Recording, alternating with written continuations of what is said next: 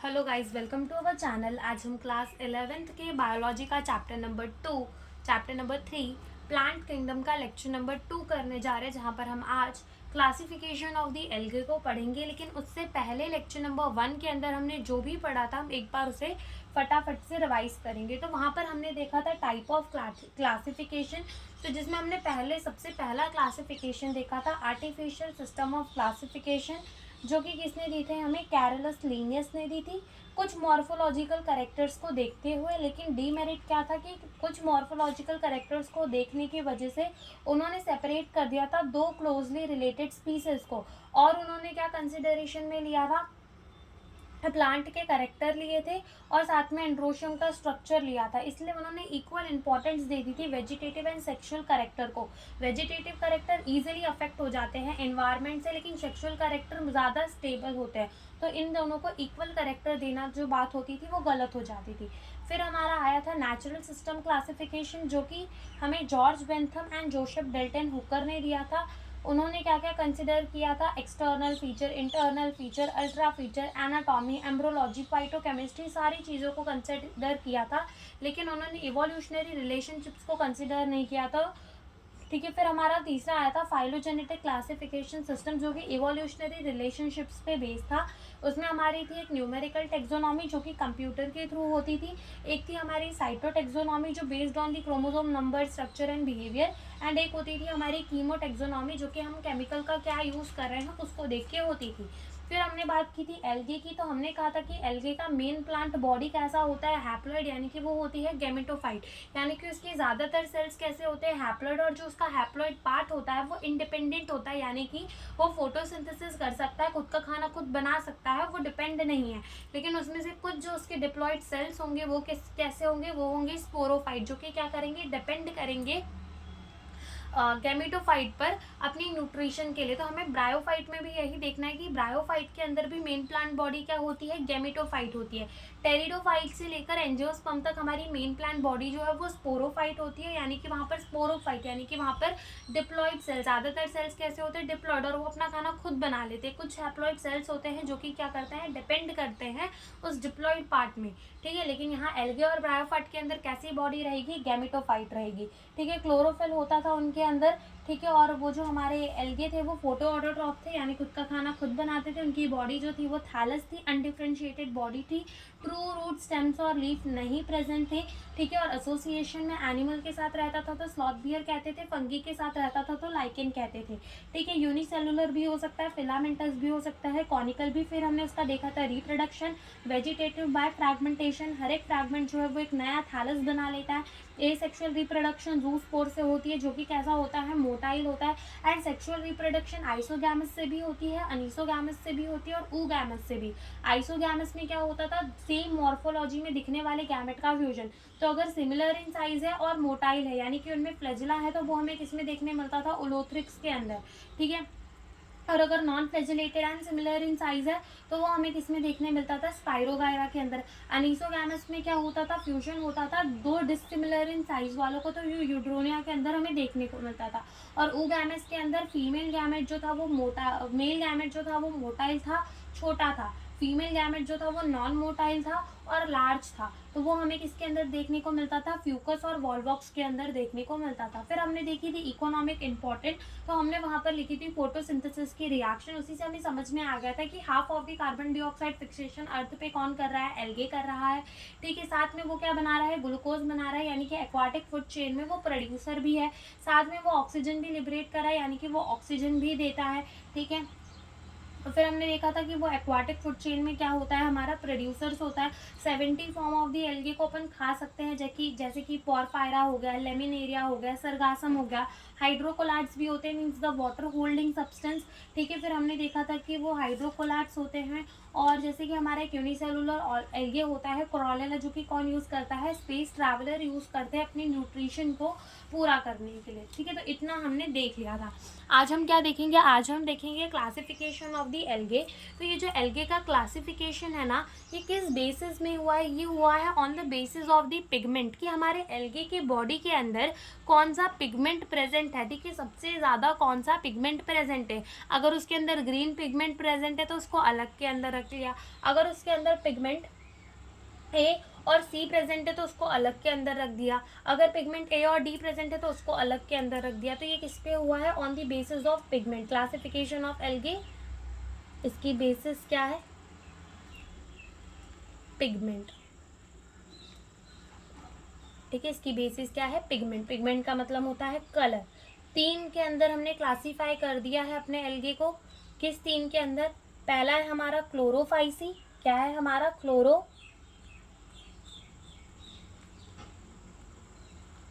Chlorophyceae. दूसरा है हमारा फियोफाइसी।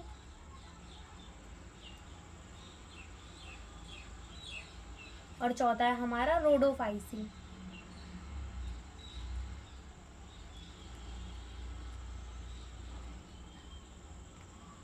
ठीक है, क्लोरोफाइसी, फियोफाइसी और रोडोफाइसी।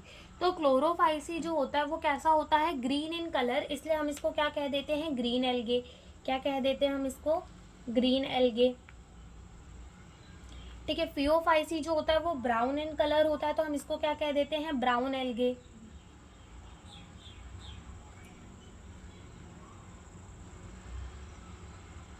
और जो रोडोफाइसी होता है वो कैसा होता है? नाम में ही रोडो आ रहा है, मीन्स इसका मतलब वो क्या होता है? रेड इन कलर, इसलिए हम उसको क्या कह देते हैं? Red algae. क्या कह देते हैं? Red algae.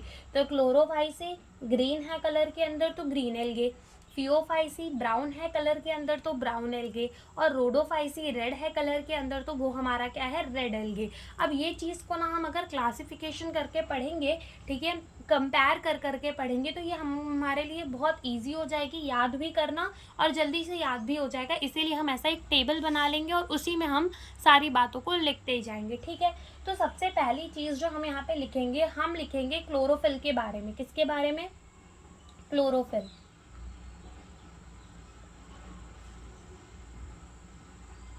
क्लोरोफिल कह लो या फिर ऐसा कह लो कि पिगमेंट, कि उसके अंदर कौन सा पिगमेंट प्रेजेंट है, उस चीज़ के बारे में हम बात करेंगे। तो अगर अपन बात करें क्लोरोफाइसी की, तो उसके अंदर हमारा क्लोरोफिल प्रेजेंट होता है ए और बी। ठीक है, अगर हम बात करें अपनी फियोफाइसी की, तो उसके अंदर हमारा प्रेजेंट होता है क्लोरोफिल ए और सी। ठीक है, और अगर हम बात करें रूडोफाइसी की, तो वहाँ पर हमारा प्रेजेंट होता है क्लोरोफिल ए एंड डी। अब बात आती है कि इन क्लोरोफिल्स को हम याद कैसे करें। सीधा काम करो, क्लोरोफाइसी में भी ए लिख दो, फियोफाइसी में भी ए लिख दो, रूडोफाइसी में भी ए लिख दो, कॉमा बना दो। अब देखो, ए के बाद क्या आता है हमारा? बी, लिख दो। बी के बाद क्या आता है? सी, और फिर क्या आता है? डी। तो ये हमारे क्लोरोफिल प्रेजेंट होते हैं। क्लोरोफिल ए बी क्लोरोफाइसी के अंदर, क्लोरोफिल ए सी फियोफाइसी के अंदर, एंड क्लोरोफिल ए डी कहाँ प्रेजेंट होता है? हमारे रोडोफाइसी के अंदर प्रेजेंट होता है। ठीक है, ऐसा लिख दो। फिर उसके बाद अगर हम बात करें पिगमेंट की, ठीक है, अगर हम बात करें पिगमेंट कौन सा इनके अंदर प्रेजेंट होता है, तो जो हमारा फियोफाइस है ना, उसके अंदर हमारे पिगमेंट प्रेजेंट होते हैं ज़ैंथोफिल। कौन से पिगमेंट प्रेजेंट होते हैं? ज़ैंथोफिल, जो कि क्या देते हैं? अलग अलग कलर देते हैं, olive green to the brown. ठीक है, depending on the type of, कि उसके अंदर कौन सा वाला कितना amount of xanthophyll pigment present है, उस अमाउंट पे डिपेंड होने पे कि कितना ज़ैंथोफिल उसके अंदर प्रेजेंट है, अलग अलग कलर हमें देखने को मिलते हैं, अलग अलग शेड्स देखने को मिलते हैं। तो हम यहाँ पे लिखेंगे कि इसके अंदर कौन सा पिगमेंट प्रेजेंट है? ज़ैंथोफिल। कौन सा पिगमेंट प्रेजेंट है? ज़ैंथोफिल। और ज़ैंथोफिल का एक एग्जाम्पल हमारा क्या हो जाता है? ज़ैंथोफिल का एक एग्जाम्पल हमारा हो जाता है फ्यूकोज़ैंथिन।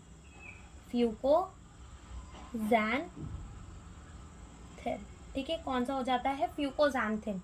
तो ये वाला पिगमेंट इसके अंदर प्रेजेंट होता है। और हमारे रोडोफाइसी यानी कि रेड एल्गे के अंदर कौन सा पिगमेंट प्रेजेंट होता है? आर फाइकोइरिथ्रिन। क्या प्रेजेंट होता है? आर फाइकोइरिथ्रिन। अब देखो, आर ठीक है, फाइको और इरिथ्रिन इरिथ्रोसाइट्स हमने पढ़ लिए हैं। ठीक है, तो इरिथ्रोसाइट्स का मतलब ही क्या था? कि वो हमारे रेड ब्लड सेल थे, यानी कि erythro word is related to the red. ठीक है, तो हम कह सकते हैं ना कि यहाँ पे तो नाम से ही पता चल जाएगा कि आर फाइकोइरिथ्रिन कौन से एल्गे के अंदर प्रेजेंट होगा, जो रेड होगा। तो यहाँ पे हम लिख देते कि यहाँ पर कौन सा पिगमेंट प्रेजेंट होता है? R phycoerythrin. ठीक है, कौन सा पिगमेंट प्रेजेंट होता है? आर फाइको एरिथ्रिन प्रेजेंट होता है। कौन सा पिगमेंट प्रेजेंट होता है? आर फाइको एरिथ्रिन प्रेजेंट होता है इन द रोडोफाइसे। तो अगर हम बात करें अपने क्लोरोफाइसे के अंदर, तो ये जो हमारा क्लोरोफिल ए और बी है ये प्रेजेंट कहाँ होता है, क्लोरोप्लास्ट के अंदर, ठीक है, कहाँ प्रेजेंट होता है, क्लोरोप्लास्ट के अंदर।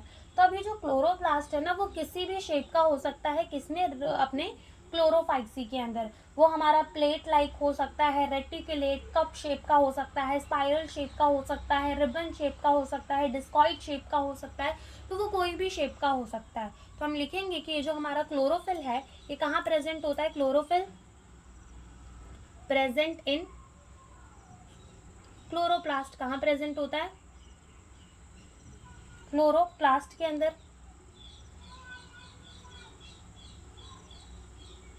क्लोरोप्लास्ट के अंदर प्रेजेंट होता है। अब अपन लिखेंगे may be in shape of plate like, plate, ribbon, Discord, cup, spiral like, ठीक है। तो ये किसी भी शेप का हो सकता है, ठीक है। तो हमने क्या बोला, क्लोरोफाइसी के अंदर कौन सा क्लोरोफिल प्रेजेंट है, ए और बी।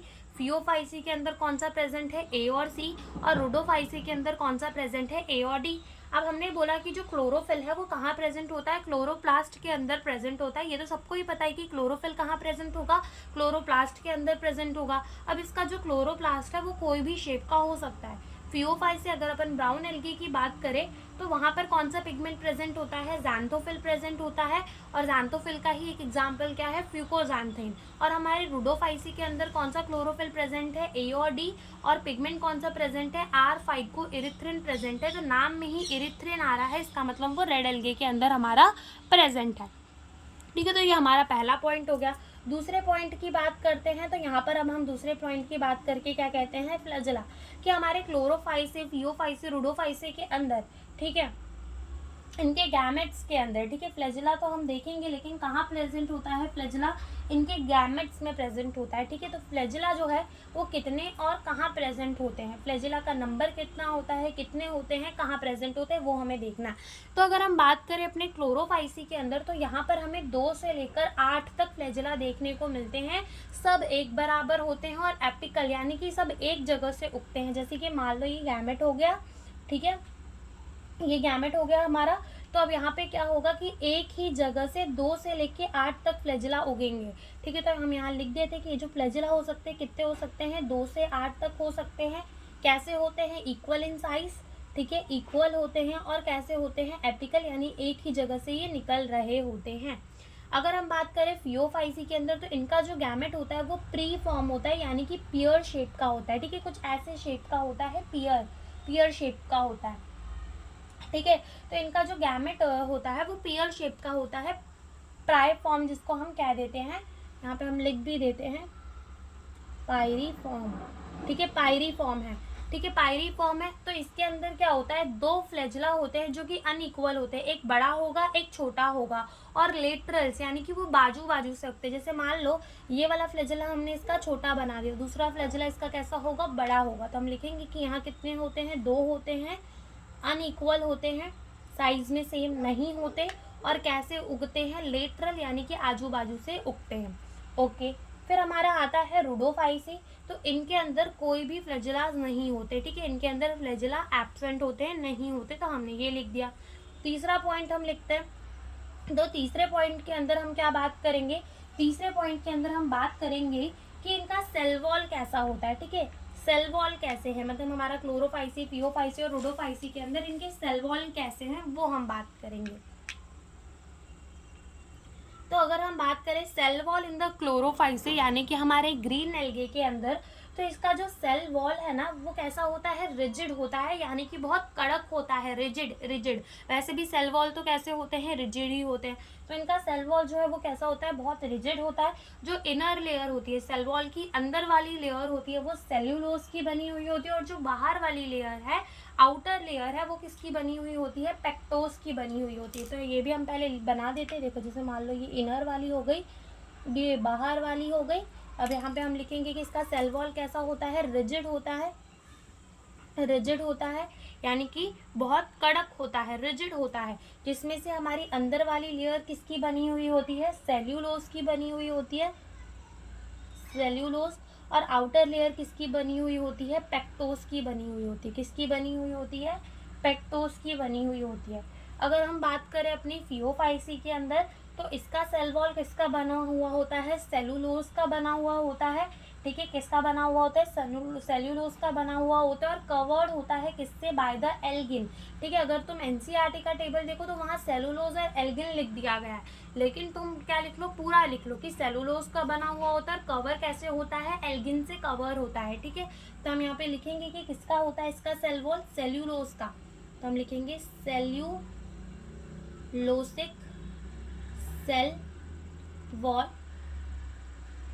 कवर्ड बाय एल्गिन, ठीक है। सेलुलोसिक की सेल वॉल बनी हुई होती है और किससे कवर्ड होती है, कवर्ड होती है बाय द एल्गिन, ठीक है।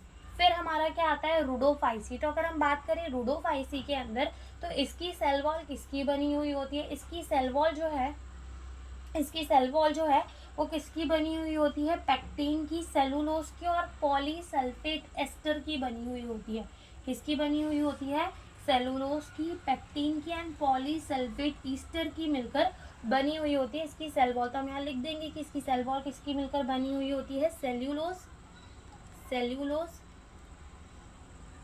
पेक्टिन एंड पॉलीसल्फेट एस्टर, ठीक है। इसकी सेल वॉल इन तीनों चीज़ों की मिलकर बनी हुई होती है। चौथी अगर हम बात करें यहाँ पर इनकी हैबिटेट की, कि ये पाए कहाँ जाते हैं, ये रहते कहाँ हैं, ठीक है। हैबिटेट की बात करें तो यहाँ पे लिख देते हैं, हैबिटेट की अगर हम इसकी बात करें तो ये हमारे ना तीनों पानी में पाए जाते हैं, फ्रेश वाटर के अंदर भी, बारकिश वाटर के अंदर भी और खारे पानी के अंदर भी, ठीक है। ये हमारे तीनों पानी के अंदर पाए जाते हैं, लेकिन फ्रेश वाटर के अंदर या फिर मतलब जैसे कि अगर हम बात करें अपने फियोफाइसी यानी कि ब्राउन एल्गी की, तो ये ज़्यादा हमें कहाँ देखने को मिलते हैं, सॉल्ट और बारकिश वाटर पे, फ्रेश वाटर पे बहुत कम देखने को मिलते हैं। रुडोफाइसी की बात करें तो ये ज़्यादा हमें खारे पानी में ही देखने को मिलते हैं, सॉल्ट वाटर में ही ज़्यादा ये हमें देखने को मिलते हैं। तो हम यहाँ पे लिख देंगे fresh water, fresh water, fresh water में भी देखने को मिलता है, बारकिश वाटर उसमें भी देखने को मिलता है, और साथ में ये हमें सॉल्ट वाटर के अंदर भी देखने को मिलता है। यहाँ पर भी सेम, फ्रेश वाटर के अंदर भी देखने को मिलेगा, बारकिश वाटर के अंदर भी और सॉल्ट वाटर के अंदर भी। यहाँ पे भी सेम, फ्रेश वाटर के अंदर भी देखने को मिलेगा, बारकिश वाटर के अंदर भी देखने को मिलेगा और सॉल्ट वाटर के अंदर भी देखने को मिलेगा। लेकिन सॉल्ट वाटर के अंदर यहाँ हमें ज़्यादा देखने को मिलेंगे और यहाँ फ्रेश वाटर के अंदर हमें कम देखने को मिलेंगे, फ्रेश वाटर के अंदर यहाँ पर हमें ये कम देखने को मिलेंगे, ठीक है। तो ये हमने हैबिटेट की बात कर ली। अब पांचवी बात हम किसकी कर सकते हैं, यहाँ पर हम पांचवी बात जिसकी कर सकते हैं वो है कि ये अपना फूड कैसे स्टोर करते हैं, ठीक है। फूड स्टोरेज के बारे में कि अपना खाना, जैसे कि अगर हम बात करें अपनी, हम क्या है एक एनिमल, तो हम अपने खाने को कैसे स्टोर करते हैं, ग्लाइकोजन के फॉर्म में, और जब भी हमें नीड होती है तो वो टूटता है ग्लाइकोजन से ग्लूकोज में एंड देन हम उसको यूज़ कर लेते हैं।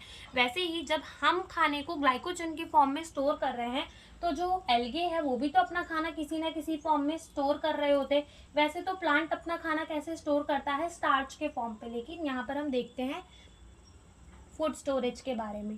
तो अगर हम बात करें क्लोरोफाइसी यानी कि हमारे ग्रीन एल्गे के, तो यहाँ पर हमारा फूड कैसे स्टोर होता है, स्टार्च के फॉर्म पे होता है, ठीक है, एंड ऑयल ड्रॉपलेट, ठीक है, ऑयल ड्रॉपलेट के फॉर्म में भी स्टोर होता है कुछ के अंदर, ठीक है। स्टार्च के फॉर्म में भी स्टोर होगा और ऑयल ड्रॉपलेट के फॉर्म पे भी स्टोर होगा कुछ के अंदर, ठीक है। बात करें फियोफाइसी की, तो यहाँ पर कैसे फूड स्टोर है, फियोफाइसी, याद रखो फियोफाइसी इसका मतलब क्या होता है, हमारा ब्राउन एल्गे। अब ब्राउन कलर का तुम क्या पीते हो, कोको कोला पीते हो, तो उस कोको कोला की बॉटल पे क्या लिखा होगा, ML, ऐसे याद कर लिया करो कि उसकी जो बॉटल लाते हो वो किलो के हिसाब से तो लाते नहीं हो, ML के हिसाब से ही लाते हो, तो ML ऐसे याद रख लो, फियोफाइसी के अंदर ML। तो यहाँ पर फूड कैसे स्टोर होता है, in the form of the mannitol और लेमिनेरिन, ठीक है। तो यहाँ पर पहले हम ट्रिक लिख देते हैं ML, फिर यहाँ पे लिखते हैं कि फूड कैसे स्टोर होता है, in the form of the mannitol, in the form of mannitol and नैरिन, ठीक है, किस फॉर्म में स्टोर होता है? In the form of the mannitol और लेमिनेरिन, ठीक है। और ये हमारे क्या है? ये हमारे हैं कॉम्प्लेक्स कार्बोहाइड्रेट, ठीक है, यानी कि कार्बोहाइड्रेट के ही फॉर्म है। स्टार्च भी किसका फॉर्म है? कार्बोहाइड्रेट का ही फॉर्म है। मैनिटोल और लेमिटेरिन भी क्या है? कार्बोहाइड्रेट ही है, लेकिन ये हमारे क्या है? Complex carbohydrate, complex form of carbohydrate, complex form of the carbohydrate. ये क्या है? हमारे complex form of the carbohydrate. फिर अगर हम बात करें रेड एल्गी यानी कि रूडोफाइसी के अंदर फूड स्टोरेज की, कि इसके अंदर फूड स्टोरेज कैसे होता है, तो इसके अंदर फूड स्टोर होता है in the form of the floridean starch, ठीक है, डीएन, डीएन स्टार्च, ठीक है। किसके फॉर्म पे स्टोर होता है? In the form of the floridean starch, जो कि बहुत ज़्यादा सिमिलर होता है किससे? अमाइलोपेक्टिन और ग्लाइकोजन से होता है। तो यहाँ पे हम लिख देते हैं सिमिलर टू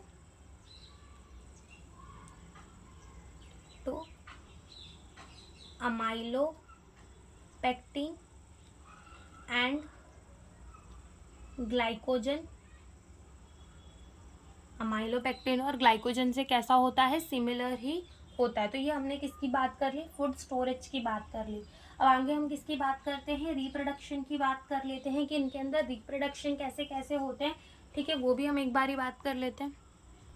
तो अब हम बात करते हैं रिप्रोडक्शन की। तो पहले हम एसेक्सुअल देखेंगे, then sexual, then vegetative reproduction in Chlorophyceae, Phaeophyceae और रिडोफाइसी।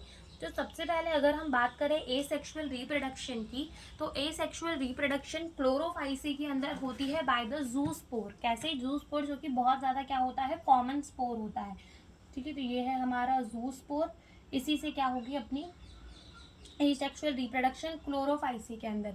बात करें हम फियोफाइसी के अंदर, तो इसमें भी जूस्पोर से ही क्या होगी? एसेक्सुअल रिप्रोडक्शन, लेकिन यहाँ पर क्या रहेगा? बाय फ्लैजिलेटेड, यानी कि जिसके पास 2 फ्लैजिला रहेंगे वो वाले zoospore, bi flagellated, bi flagellated zoospore, ठीक है। यहाँ पे क्या होगा? हमारा बाय फ्लैजिलेटेड जूस्पोर। और अगर हम बात करें रोडोफाइसी के अंदर, तो यहाँ पर हमारा कैसे होती है asexual reproduction? By the non motile spore. कैसे होती है asexual reproduction? By the non motile spore, क्योंकि हमने यहाँ अभी आगे ही लिखा कि इसके अंदर फ्लैजिला तो क्या होते हैं? एब्सेंट होते हैं। तो एसेक्सुअल रिप्रोडक्शन कैसे हो जाएगी? नॉन मोटाइल स्पोर से। सेक्सुअल रिप्रोडक्शन की अगर हम बात करें, तो ये आइसोगैमस से भी होगी, अनीसोगैमस से भी होगी और ऊगैमस से भी होगी, ठीक है। किसके अंदर? क्लोरोफाइसी के अंदर। तो हम पूरा नहीं लिखेंगे, हम सिर्फ लिख देंगे अनाइसोगैमस, ठीक है। यहाँ पर हम लिख देते हैं ऊगैमस, यानी गैमस समझ जाना कि आगे क्या होगा हमारा गैमस, वरना लिख ही देते हैं एनाइसोगैमस, ऊगैमस और आइसोगैमस। सेम हमारे फियोफाइसी के अंदर भी कैसी सेक्सुअल रिप्रोडक्शन होगी? By the anisogamous, oogamous and isogamous. लेकिन अगर हम बात करें रूडोफाइसी के अंदर, तो यहाँ पर कैसे होगी? यहाँ पर हमारी जो सेक्सुअल रिप्रोडक्शन है वो कैसे होगी? By the non motile gamete. और कैसे होगी? By the oogamous. यहाँ पर सिर्फ क्या चलेगी? ऊगैमस, ठीक है। कैसे चलेगी? ऊगैमस के थ्रू। अब vegetative reproduction by the fragmentation is common in all the type of algae. तो यहाँ पर हम लिख देंगे क्या? फ्रैगमेंटेशन, फ्रैगमेंटेशन, ठीक है। इधर पे भी क्या हो जाएगी? फ्रैगमेंटेशन, इधर पे भी क्या हो जाएगी? फ्रैगमेंटेशन से रिप्रोडक्शन हो जाएगी, ठीक है। फिर हमने क्या देखना है कि यहाँ पर हमारा जो एल्गे है उसका हम कौन सा करेक्टर देखेंगे? अब 7वां करेक्टर देखेंगे। और 7वें करेक्टर के अंदर हम क्या देखेंगे? यहाँ पर हम 7वें करेक्टर के अंदर देखते हैं कि इनकी जो बॉडी है वो कैसे होती है, ठीक है। यानी कि इनकी बॉडी हम देखेंगे, बॉडी की ऑर्गेनाइजेशन, ठीक है, बॉडी। तो अगर हम बात करें क्लोरोफाइसी के अंदर, तो यहाँ पर हमें यूनिसेलुलर एल्गे भी देखने को मिल जाता है, कॉनेडियल एल्गे भी देखने को मिल जाता है और फिलामेंटस एल्गे भी देखने को मिल जाता है। तो यहाँ पे हम लिखेंगे कि यहाँ पर हमें कैसे कैसे टाइप के एल्गे देखने को मिल जाएंगे? यूनिसेल्यूलर,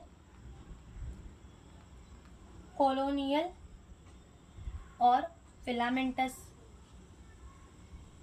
फिलामेंटस, ठीक है, तीनों ही टाइप के देखने को मिल जाएंगे। अगर हम बात करें अपनी फियोफाइसी के अंदर तो यहाँ पर हमें फिलामेंटस फॉर्म देखने को मिल जाएंगी और हमें सिंपल ब्रांच फॉर्म भी देखने को मिल जाएंगी, सिंपल ब्रांच और कैसी देखने को मिल जाएंगी, यहाँ पर हमें फिलामेंटस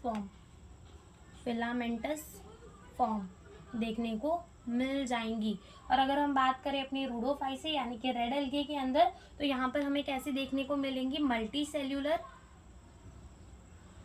सेल्यूलर और किसी किसी का जो कॉम्प्लेक्स बॉडी का ऑर्गेनाइजेशन होगा वो कैसा होगा, कॉम्प्लेक्स होगा, ठीक है, कैसा होगा, कॉम्प्लेक्स होगा। तो यहाँ पर हमें इस टाइप की एल्गे देखने को मिल जाती है।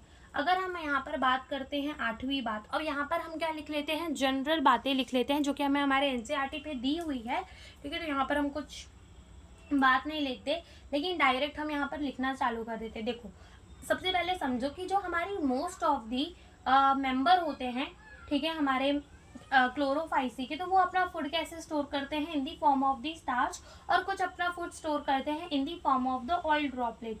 लेकिन मोस्ट ऑफ दी मेंबर, ठीक है, ज्यादातर मेंबर के पास एक या एक से ज्यादा स्टोरेज बॉडी होती है जिसको हम क्या कहते हैं, प्रिनॉइड कहते हैं, ठीक है। और ये कहाँ लोकेटेड होता है, क्लोरोप्लास्ट के अंदर लोकेटेड होता है। और ये क्या कंटेन करता है, प्रोटीन, क्या कंटेन करता है, इसमें होती तो एक्चुअल में प्रोटीन है और उसके आजू बाजू में क्या प्रेजेंट होता है, स्टार्च प्रेजेंट होता है। क्या प्रेजेंट होता है, स्टार्च प्रेजेंट होता है, protein surrounded by the starch, ठीक है। तो यहाँ पर हम वो भी लिख देंगे कि most of member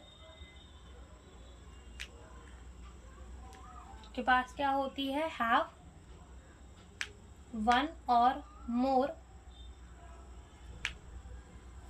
storage body, जिसको हम क्या कहते हैं, प्रिनॉइड। ये क्या है, प्रोटीन सराउंडेड बाय स्टार्च, ठीक है, प्रोटीन सराउंडेड बाय स्टार्च। और ये हमें देखने को कहाँ मिलती है, प्रेजेंट कहाँ होती है, क्लोरोप्लास्ट के अंदर, ठीक है। तो हम ये भी लिख देंगे कि located in chloroplast, located in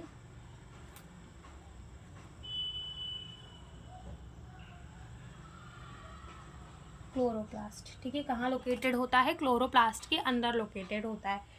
फिर हम बात करें अब अगर अपनी फियोफाइसी के अंदर तो यहाँ पर हमें एक एक्स्ट्रा पॉइंट ये लिखना है कि ये जो है ना अपने कलर पे वेरी करते हैं from the olive green to the various shaded depending on the amount of the xanthophyll pigment, उनके अंदर कितना प्रेजेंट है, ठीक है, कितना ज़ैंथोफिल प्रेजेंट है वो। और हमें ये भी लिखना है कि यहाँ पर हमारा एक ब्रांच फॉर्म होता है जिसको हम कहते हैं केल्प, जो कि कितनी हाइट तक रीच कर सकता है, 100 मीटर्स तक वो ग्रो कर सकता है, ठीक है। तो ये दो एक्स्ट्रा पॉइंट्स हमें यहाँ लिखने हैं। तो हम लिख सकते हैं यहाँ पर कि इसका जो कलर है from olive green to various shade of brown depending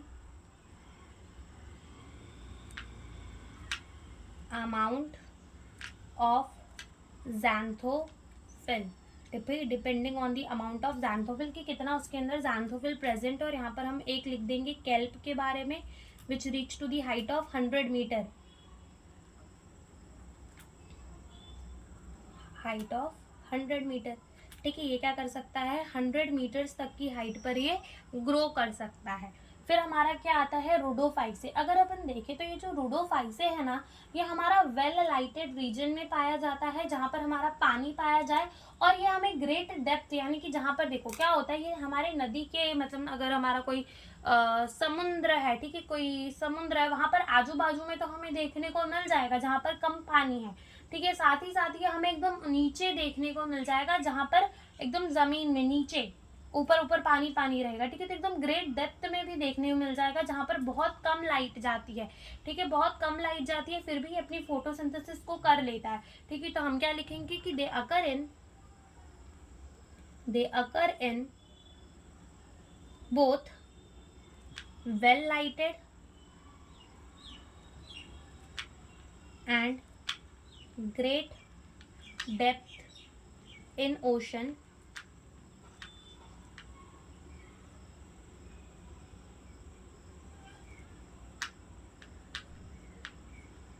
great depth in ocean where very few light pass। ठीक है, जहाँ पर बहुत कम लाइट देखने को मिलती है या वहाँ पर भी हमारा देखने को मिल जाता है। ठीक है, तो ये हमने यहाँ पर देख लिया। ओके, अब क्या होता है कि यहाँ पर हमारी नौवीं चीज़ जो बचती है वो बचते हैं हमारे एग्जाम्पल, और इसके एग्जाम्पल्स जो है वो नीट में तो बहुत पूछे जाते हैं कि बताओ इनमें से कौन सा क्लोरोफाइसे नहीं है, या फिर बताओ इनमें से कौन सा हमारा क्लोरोफाइसे है, या फिर बताओ कि इनमें से कौन सा हमारा रुडोफाइसे नहीं है। ठीक है, ऐसे टाइप के क्वेश्चन हमें बहुत देखने को मिल जाते हैं।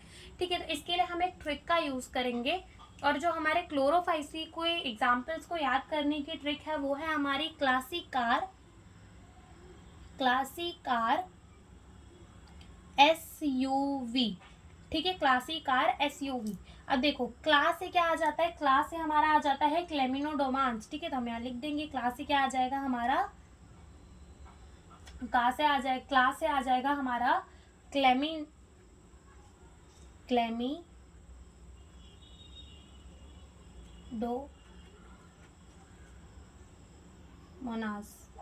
ठीक है, ठीक है, का से क्या आ जाएगा हमारा कारा, क्या आ जाएगा कारा। एस से क्या आ जाएगा हमारा स्पाइरोगाइरा। यू से क्या आ जाएगा हमारा ओलोथ्रिक्स। और वी से क्या आ जाएगा हमारा वॉलवॉक्स, क्या आ जाएगा वी से हमारा वॉलवॉक्स आ जाएगा, वॉलवॉक्स। ठीक है, तो याद हो जाएगा इससे भी हमें क्लासिकार SUV, तो क्लास से क्या आ जाएगा क्लेमिनोडोमांस, कारा। ठीक है, कार से क्या आ जाएगा कारा, एस से क्या आ जाएगा हमारा स्पाइरोगाइरा, यू से क्या आ जाएगा ओलोथ्रिक्स, और वी से क्या आ जाएगा हमारा वॉलवॉक्स। फिर हमारा फियोफाइसे। अब फियोफाइसे के अंदर हम कैसे एग्जाम्पल्स को याद रख सकते हैं, सेल्फ डिफेंस से। कैसे याद रख सकते हैं, सेल्फ डिफेंस से। तो यहाँ पर हम लिखते हैं सेल्फ डिफेंस। ठीक है, सेल्फ डिफेंस। तो एस से हमारा क्या आ जाएगा यहाँ पर, एस से यहाँ पर हमारा आ जाएगा सरगासम। क्या आ जाएगा सरगासम। ठीक है, क्या आ जाएगा सरगासम। फिर उसके बाद हमारा ई से क्या आ जाएगा एक्टोकार्पस। क्या आ जाएगा एक्टोकार्पस। एल से क्या आ जाएगा हमारा लेमिनेरिया। और एफ से क्या आ जाएगा हमारा फ्यूकस। क्या आ जाएगा फ्यूकस। और डी से हमारा क्या आ जाएगा डिक्टियोटा। क्या आ जाएगा डिक्टियोटा। ठीक है, फिर उसके बाद हमारा रुडोफाइसी। तो रुडोफाइसी का ट्रिक बहुत इजी है, पीजी। बस पीजी, इससे हमें याद हो जाएगा। तो पहले पी से क्या आएगा हमारा पोरफायरा। क्या आएगा पोरफायरा। जी से क्या आ जाएगा हमारा ग्रासिलेरिया। ठीक है, दूसरे पी से हमारा क्या आएगा, दूसरे पी से हमारा आएगा पॉलीसिफोनिया। लिख देते हैं पॉलीसिफोनिया। ठीक है, पॉलीसिफोनिया। और दूसरे जी से हमारा क्या आ जाएगा जेलिडियम। क्या आ जाएगा जेलिडियम। ठीक है, दूसरे जी से हमारा क्या आ जाएगा जेलिडियम। ठीक है, तो यहाँ पर हमारा ये जो जो क्लोरोफाइसे, फियोफाइसी, रुडोफाइसी वो होता है खत्म, और हमने अपनी एनसीईआरटी की एक एक चीज को यहाँ पर हमने लिख लिया है। लेकिन यहाँ पर एक चीज बची है अबाउट अपना ब्राउन एल्गे, वो ये है कि इनकी जो प्लांट बॉडी होती है वो कैसी होती है ना, ये सबस्ट्रेटम यानी जमीन से अटैच होती है बाय द होल्ड फास्ट, और इसके पास एक स्टॉक होता है जिसे हम कहते हैं स्टाइल, और लीफ लाइक फोटोसिंथेटिक ऑर्गन होता है। क्योंकि पहले हमने कहा था कि जो एल्गी की बॉडी होती है वो कैसी होती है, थैलस होती है, यानी कि अनडिफरेंशिएटेड बॉडी होती है, यानी कि उसके अंदर हमें ट्रू रूट, स्टेम्स और लीफ नहीं देखने को मिलते। तो यहाँ पर हमें एक रूट जैसा, स्टेम जैसा और लीफ जैसा स्ट्रक्चर देखने को मिलता है, और जो हमारा लीफ जैसा स्ट्रक्चर है वही यहाँ पर क्या करता है, फोटोसिंथेसिस भी करता है। ठीक है, वही यहाँ पर हमारा क्या करता है, फोटोसिंथेसिस भी करता है। तो हम वो भी एक बार लिख लेते हैं यहाँ पर।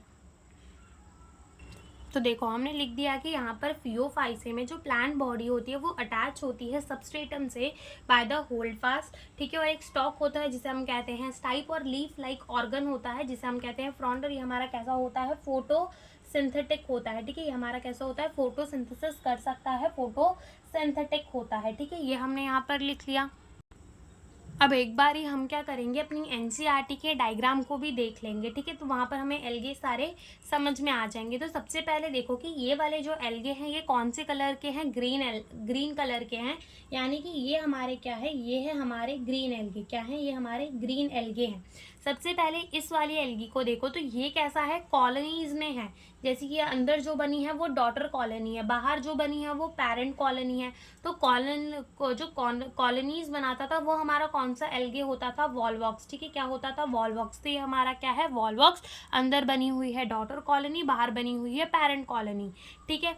फिर उसके बाद ये दूसरा देखो, तो ये हमारा क्या है, ओलोथ्रिक्स है। क्या है, ये हमारा ओलोथ्रिक्स है। तो हम यहाँ पे लिख देते हैं कि ये हमारा क्या है, ओलोथ्रिक्स। और ये हमारा कैसा फॉर्म है, फिलामेंटस फॉर्म है। कैसा फॉर्म है, ये हमारा फिलामेंटस फॉर्म है। तो यहाँ पे हम लिख देते हैं कि ये हमारा क्या है, फिलामेंटस फॉर्म। ये हमारा क्या है, फिलामेंटस फॉर्म है।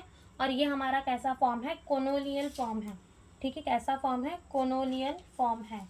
तो यहाँ पर हम इसमें भी लिख देते हैं कि ये हमारा फॉर्म, ठीक है।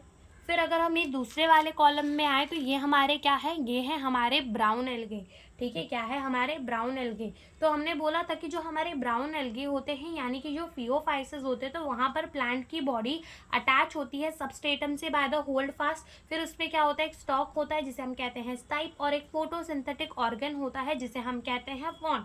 तो देखो यहाँ पर होल्ड फास्ट भी है, स्टाइप भी है और फॉन भी है।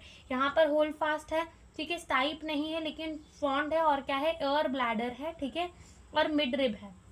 और यहाँ पर स्टाइप है और फॉन्ड है। ये लीफ जैसे दिख रहे हैं, लेकिन ये लीफ नहीं है, ठीक है। ये लीफ नहीं है, ये स्टेम नहीं है, ये रूट नहीं है।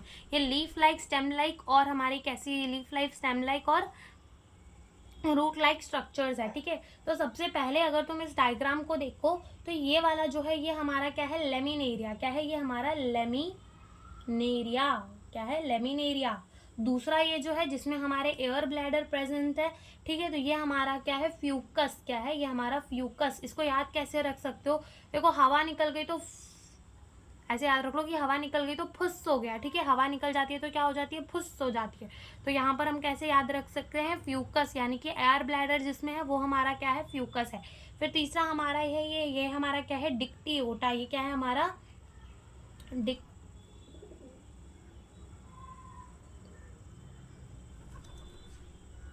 यहाँ पर टी नहीं आएगा, ठीक है। तो ये फिर तीसरे कॉलम में आए, तो ये हमारे क्या है, रेड एल्गे हैं, ठीक है। तो सबसे पहले अगर हम देखें तो ये हमारा क्या है, रेड एल्गे, और ये भी हमारा क्या है, रेड एल्गे। देखने में तो पूरा प्लांट की तरह दिख रहा है।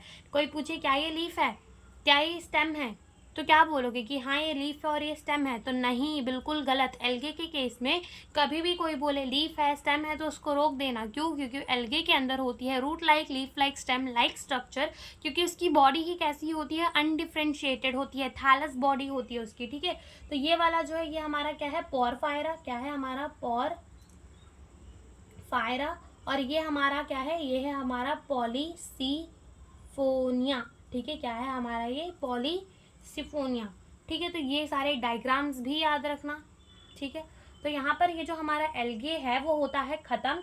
अब एल्गे के अंदर ज़्यादातर चीज़ें जो हैं वो मतलब थोड़ी बहुत तो रटनी ही पड़ेंगी, लेकिन ब्रायोफाइट से रटना नहीं पड़ेगा। क्यों, क्योंकि ब्रायोफाइट में ना बहुत अंडरस्टैंडिंग की चीज़ें हैं कि हम उसका लाइफ साइकिल बना देंगे, तो वहाँ पर हमें ज़्यादा कुछ रटने की ज़रूरत नहीं पड़ेगी, ठीक है। रटना एल्गे के अंदर ही है थोड़ा बहुत, ब्रायोफाइट, टेरिडोफाइट, जिम्नोस्पर्म बहुत ईजिली और अच्छे से हो जाएगा। तो यहाँ पर हम अपना लेक्चर करते हैं ख़त्म। Thank you for watching the video.